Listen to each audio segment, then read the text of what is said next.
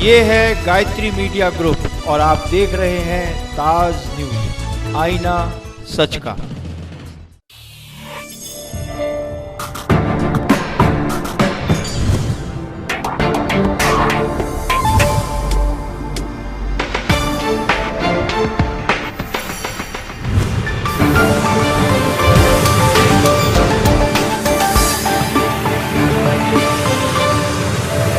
नमस्कार, ताज न्यूज के इस बुलेटिन में आप सभी का स्वागत है। मैं हूं आशिया खान। खबरों की शुरुआत करते हैं सुर्खियों के साथ।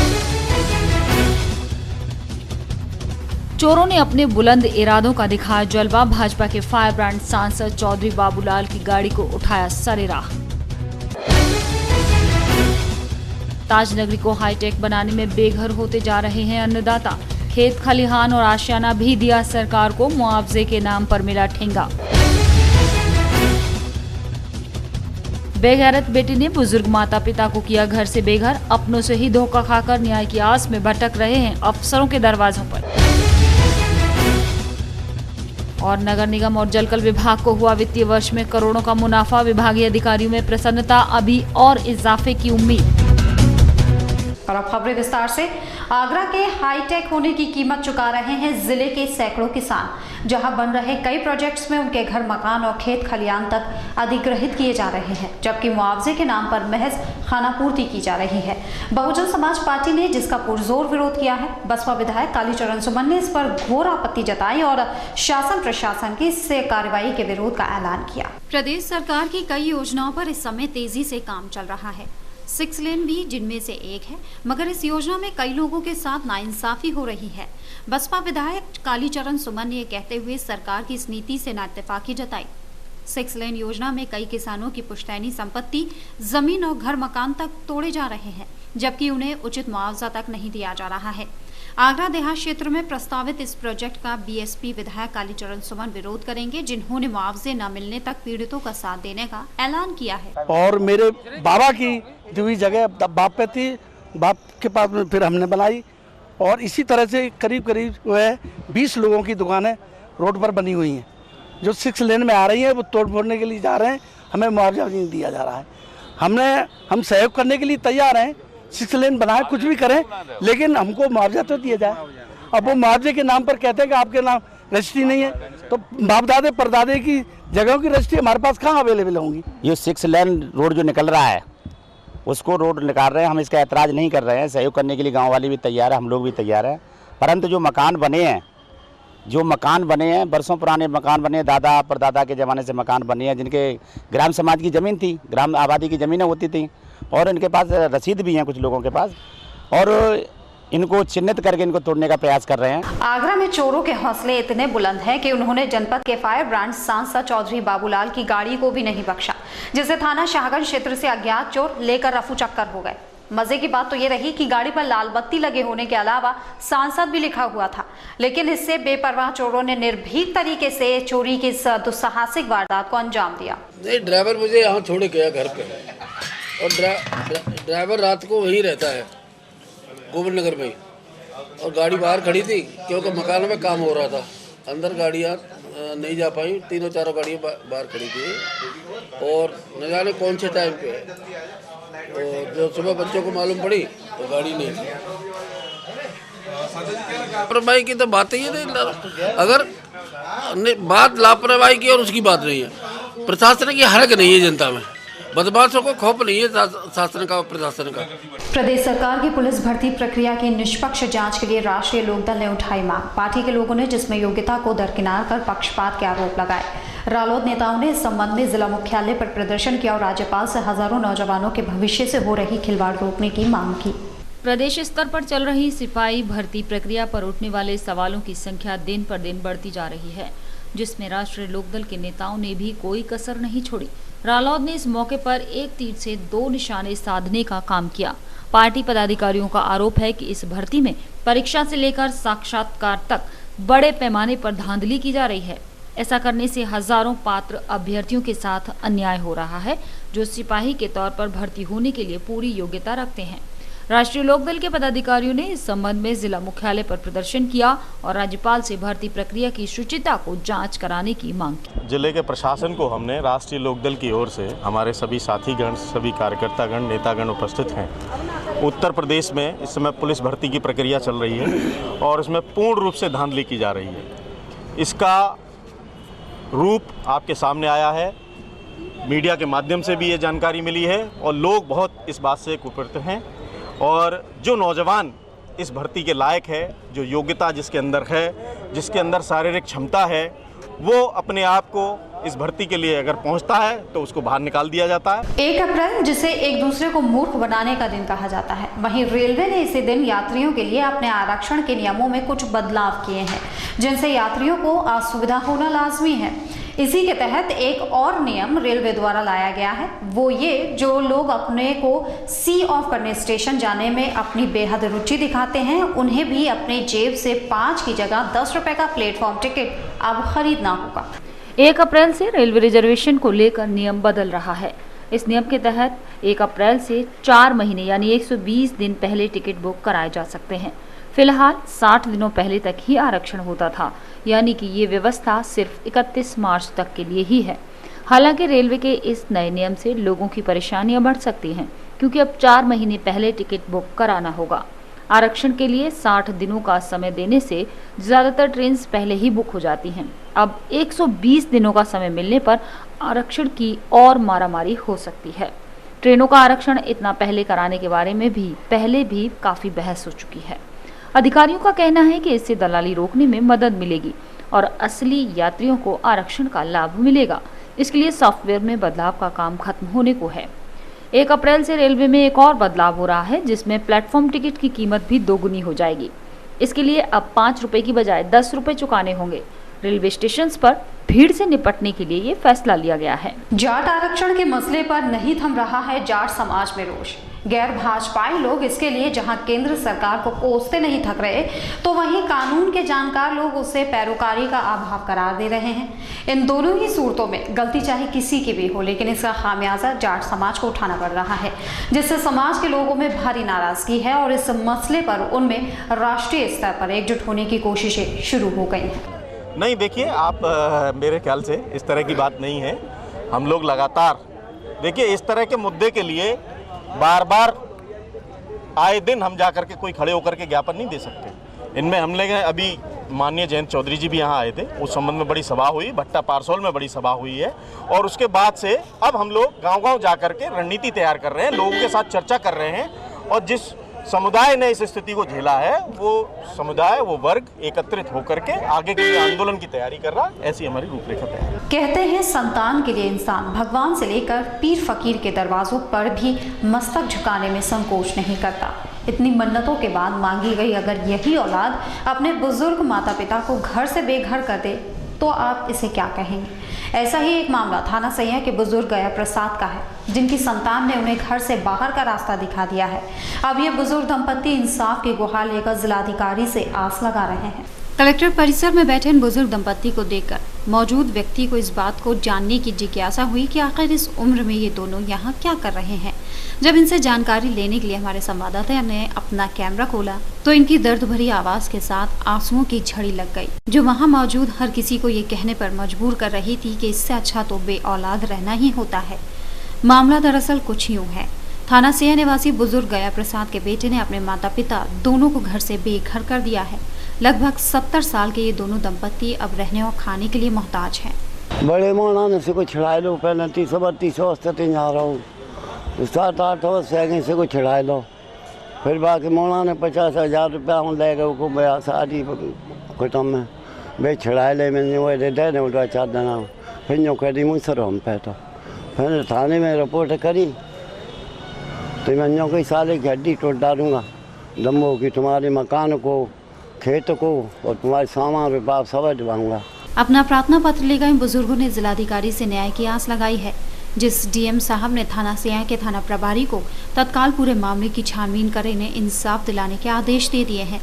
अब देखना होगा कि कब तक इन बुजुर्गों को न्याय मिल पाता है। ताजमहल के पूर्वी गेट की पार्किंग एरिया के लिए गले की हड्डी बनती जा रही है, तो वहीं ठेकेदार इसे लेने से बचते नजर आ रहे हैं।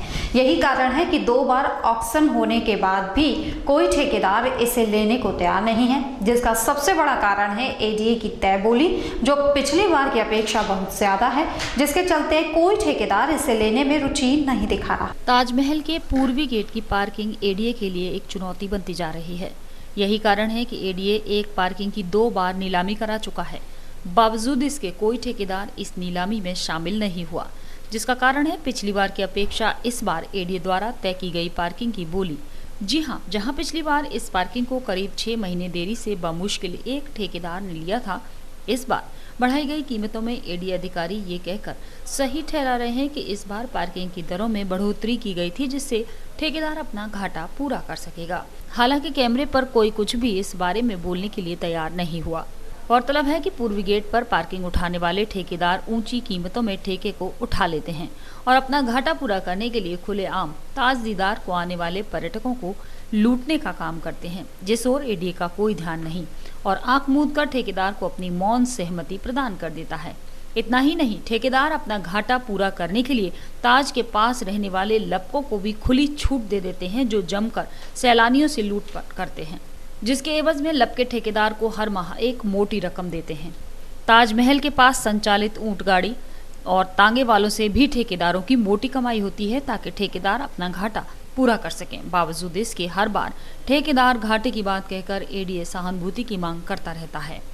बहरहाल इस बार भी कुछ ऐसा ही होने की उम्मीद लगाई जा रही है, जिसके चलते इतनी बड़ी बोली पर ठेकेदार का ठेका उठाने के बाद घाटा पूरा करने के नाम पर जमकर सैलानियों के साथ लूट का खेल चलेगा और एडीए हर बार की तरह इस बार भी मूक दर्शक की भूमिका में ही नजर आएगा। पिछले वर्ष की अपेक्षा इस वर्ष नगर निगम ने विज्ञापन से मिलने वाले टैक्स में इजाफा करते हुए कहीं ज्यादा टैक्स वसूल किया है। इतना ही नहीं, जबकि इस बार कई स्थानों को विज्ञापन के लिए प्रतिबंधित भी किया गया था। साथ ही आगामी वर्ष में नगर निगम विज्ञापन में कई नियमावली लागू करने की योजना बना रहा है, ताकि निगम की आय में और इजाफा किया जा सके। अलग अलग मदों से निगम को आय प्राप्त होती है, जिससे निगम शहर के विकास कार्यों को कराता है। नगर निगम के विज्ञापन विभाग ने पिछले वित्तीय वर्ष में करीब 2 करोड़ 45 लाख रुपए की आय अर्जित की थी, जो इस वर्ष बढ़कर करीब 3 करोड़ 5 लाख रुपए तक पहुंच गई है। जबकि इस वर्ष एमजी रोड और यमुना किनारा रोड को नो होर्डिंग जोन में शामिल किया गया था। विज्ञापन प्रभारी का कहना था कि ये लक्ष्य नहीं है, अभी और आय भी होनी है।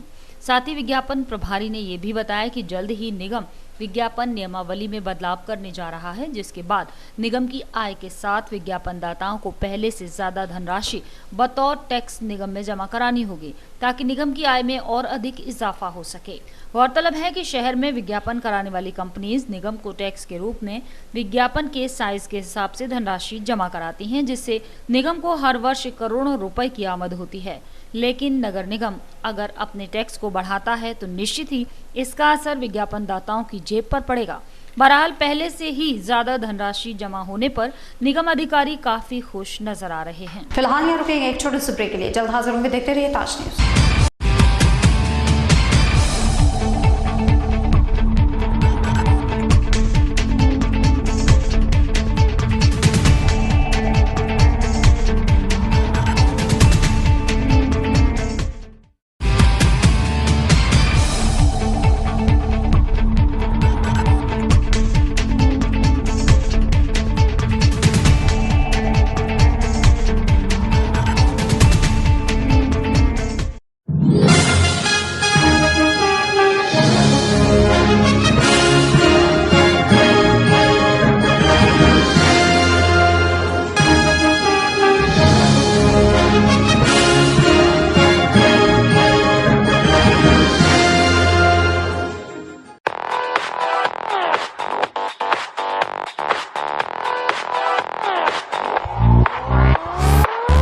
Shri Balaji jewellers, gold, silver और डायमंड ज्वेलरी मिलने का विश्वसनीय स्थान। हमारे यहाँ आपको gold, hallmark certificate gold jewellery नए कलेक्शन के साथ उपलब्ध मिलेगी। संपर्क करें Shri Balaji jewellers, fortune tower near Kargil petrol pump, Agra. Phone number 9719333563 और 9759333992। श्री बालाजी ज्वेलरी, दुल्हन की jewellery, 80 jewellery, artificial bangles, chain व सभी प्रकार के सेट्स यहाँ पर उपलब्ध हैं। तो तुरंत संपर्क करें 21 सुपर बाजार, कारगिल पेट्रोल पंप के पीछे, आगरा। फोन नंबर 9358464218 और 8865911110। Give your child the best start in life with the International School Agra's unique blend of academics, experiential learning, life skills, spoken English and human values. The school is professionally managed by Bangalore-based Stratagem EduServe, India's leading education partner, and also offers America's leading sports program from Kuhu Sports. Admissions open from KGI to grade 6. Campus located at Fatehabad Road. For admissions, call 07055004999 or 4449. Nandini group का एक और कदम, Nandini state. अब कागारौल में एक ऐसी colony जहां आप पा सकते हैं पक्की सड़क, स्वच्छ जल, बिजली की सुनिश्चित आपूर्ति, हरे भरे पार्क, भव्य मंदिर, कॉमर्शियल प्लॉट और दुकान, वो भी बहुत कम कीमत में। ये सब सुविधा कागारौल में गेट बंद कॉलोनी यानी नंदिनी स्टेट में। अब गांव को शहर बनाना है, हमारा सपना आपका घर हो अपना। नंदिनी स्टेट।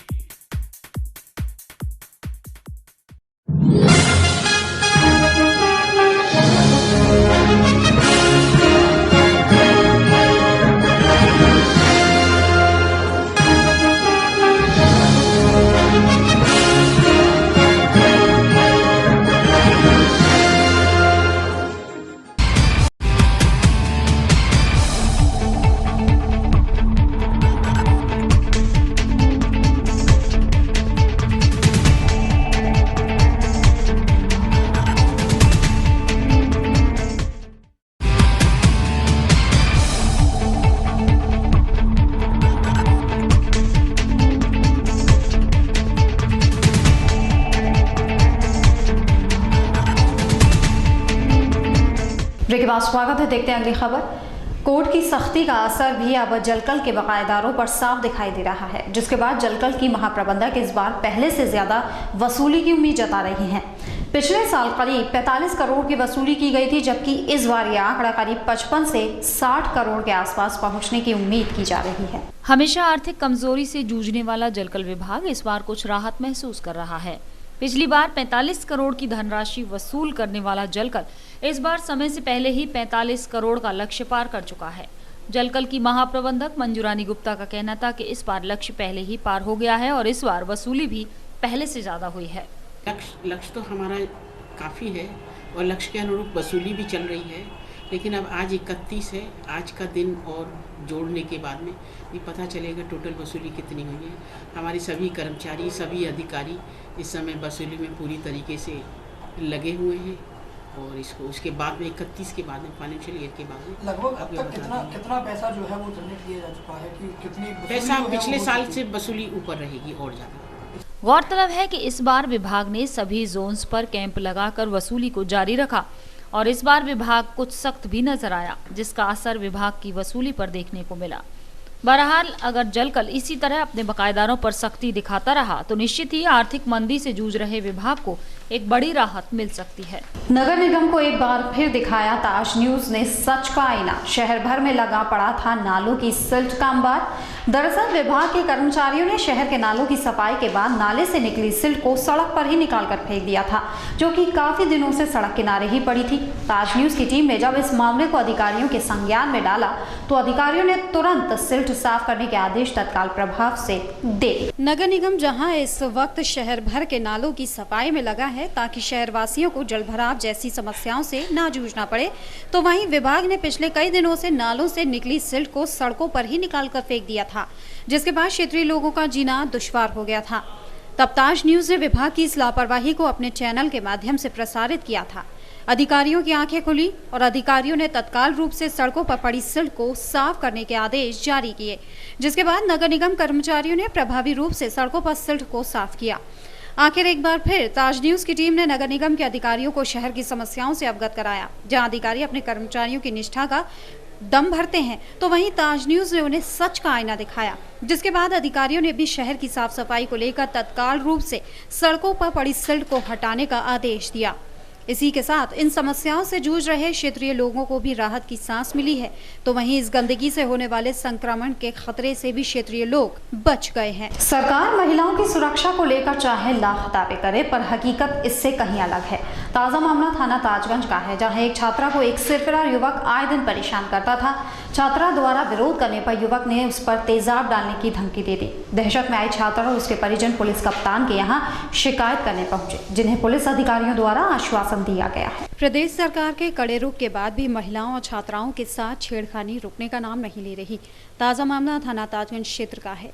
यहाँ रहने वाली कविता 10वीं क्लास की छात्रा है, जिसे पड़ोस का अनिल राठौर पिछले 6 माह से परेशान कर रहा है, जिसकी शिकायत कई बार कविता के परिजनों ने थाना ताजगंज में करानी चाहिए, लेकिन आरोपी दबंग छवि का होने के कारण कोई कार्रवाई न हो सकी। मंगलवार को छात्रा घर से बाहर किसी काम से गई थी, वहीं रास्ते में उसे अनिल राठौर मिल गया, जो उसके साथ छेड़खानी करने लगा। पीड़िता के विरोध करने पर अनिल राठौर ने उसके ऊपर तेजाब डालने की धमकी दी, जिससे पीड़ित लड़की और उसके परिजन दहशत में है। वहीं पीड़ित के परिजन पुलिस कप्तान के यहाँ शिकायत करने पहुंचा और पुलिस अधिकारियों को अपनी समस्या बताई। एक लड़का है, मुझे बहुत परेशान करता है, काफ़ी 6 महीनों से परेशान कर रहा है। मैं कॉलेज जाती हूँ एग्ज़ाम देने, तो वहाँ पे भी पीछा करता है मेरा। उसने मेरा कई बार हाथ भी पकड़ा है, घर से निकलना मेरा बहुत दुश्वार कर दिया उसने। और ये भी कहता है तेरे घर वालों को जान से मार दूंगा, धमकी देता है। अगर तेरे घर वालों ने मेरी पुलिस में रिपोर्ट कराई है। आज सुबह भी मेरे साथ घटना हुई थी। एक मैं ना वहाँ पे गई थी फोटो स्टेट कराने मुगल की पुलिया पे, तो उसने मेरा हाथ पकड़ लिया, कहना तेरे मुंह पे तेजाब डाल दूंगा। ये हज्जूपुरा थाना ताजगंज के रहने वाले हैं और ये 10वीं कक्षा की छात्रा है और इसके साथ इनके पड़ोस का ही मोहल्ले का एक असामाजिक तत्व है। वो आए दिन इस बिटिया को परेशान करता है, भद्दी भद्दी अश्लील हरकत करता है। और इन्होंने जब तंग आकर के इस बात की शिकायत अपनी माता पिता से की और माता पिता ने जाकर के थाना ताजगंज पुलिस को भी लिखित में शिकायत किया, मगर पुलिस ने इस प्रकरण को गंभीरता से नहीं लिया। इस पूरे मामले को पुलिस अधिकारियों ने गंभीरता से लेते हुए थाना ताजगंज को रिपोर्ट दर्ज करने के आदेश दे दिए हैं। थाना सिकंदरा के एक होटल में उस समय हड़कंप मच गया जब पुलिस ने वहां पर रंगरलियां मनाने की सूचना पर छापामार कार्रवाई की। सूत्रों की माने तो मामला सपा नेता से जुड़ा हुआ निकला।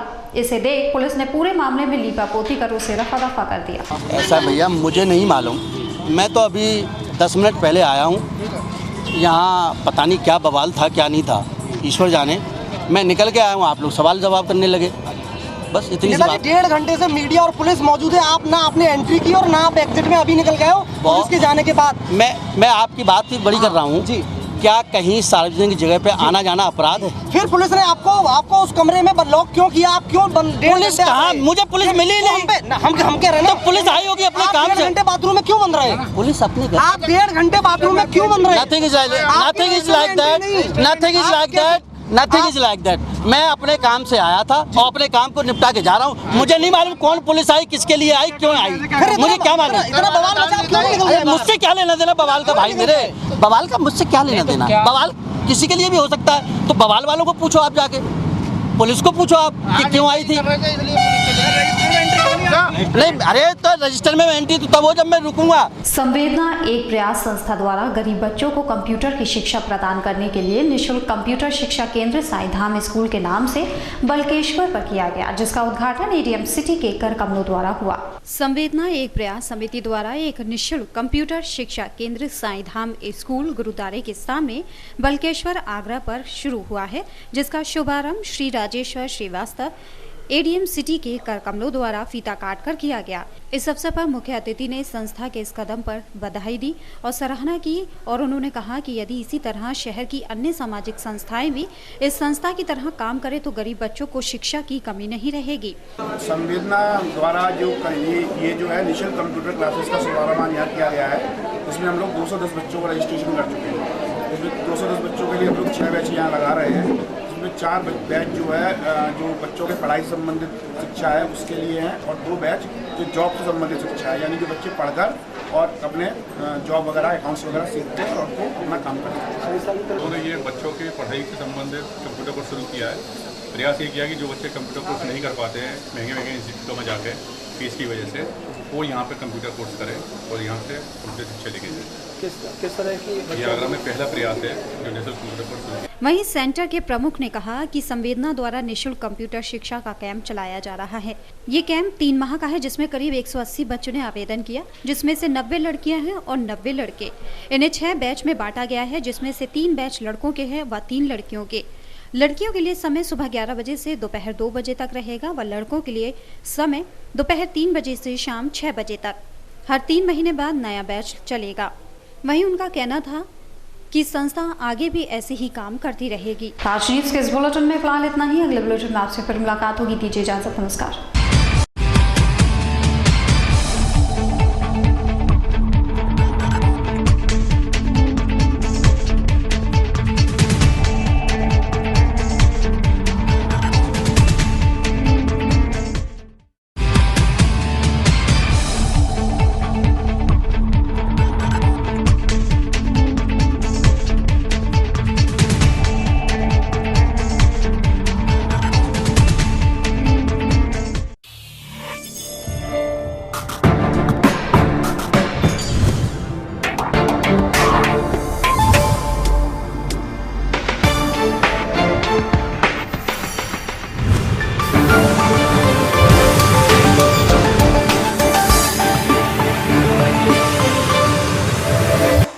ये है गायत्री मीडिया ग्रुप और आप देख रहे हैं ताज न्यूज, आईना सच का।